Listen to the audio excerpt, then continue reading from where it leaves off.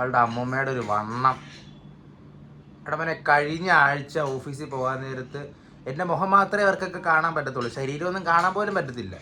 എന്നിട്ട് അതൊരു ദിവസം ഫോൺ വിളിക്കാൻ നേരത്ത് പറയുവാണ്, നിനക്ക് ഭയങ്കര വയറാണല്ലോ, ജിമ്മിലൊക്കെ പോകണ്ടേന്ന് അമ്മ. അപ്പം ഞാൻ ചോദിച്ചു, ഓഫീസിലൊരു പെണ്ണ്, അപ്പം ഞാൻ ചോദിച്ചു, അതിന് നീ എൻ്റെ വയറെപ്പോഴാടി കണ്ടത് എന്ന് ചോദിച്ചു. അപ്പോൾ പറഞ്ഞ് അതൊക്കെ ഞാൻ കണ്ടു, വയറുണ്ടല്ലോ, കുറയ്ക്കണമല്ലോ. അപ്പം ഞാൻ വിചാരിച്ചു എന്നാൽ പിന്നെ ഇന്ന് മുതൽ നന്നാവാം, ജിമ്മിലൊക്കെ പോയിന്ന്. ഇന്ന് മുതൽ ഫുള്ള് മോട്ടിവേഷൻ ആയിരുന്നു. ഞാൻ വിചാരിച്ചു ഇന്ന് മുതൽ വെറുതെ പെണ്ണുങ്ങളെ വയറ് നോക്കി നടക്കത്തില്ല, കാര്യങ്ങളൊക്കെ ഓക്കെ ആക്കാം. ഇന്ന് മുതൽ പുതിയൊരു തുടക്കമാണ്. ഇന്ന് മുതൽ ഫുൾ ഡയറ്റും പ്ലാൻ ചെയ്ത് ജിമ്മും നോക്കി നടക്കാമെന്ന് വിചാരിച്ചതാണ് മോനെ. പക്ഷെ രാവിലെ എഴുതി നോക്കുന്ന നേരത്ത് ജട്ടി ഉണങ്ങിയില്ല മോനെ. ജട്ടി ഉണങ്ങാതെ നിക്കർ മാത്രം ഇട്ട് പോയാലത് ശരിയാകത്തില്ല. അതിൽ ഒരുപാട് റിസ്ക് ഫാക്ടേഴ്സ് ഉണ്ട്.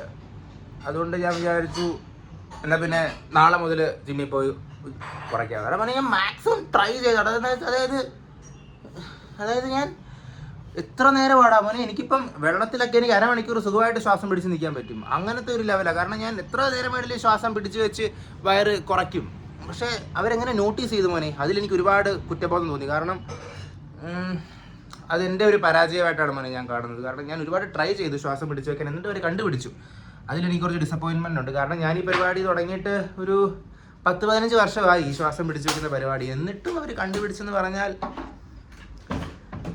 കുഴപ്പമില്ല മോനെ. ജട്ടി ഉണങ്ങാത്തോണ്ടല്ലേ.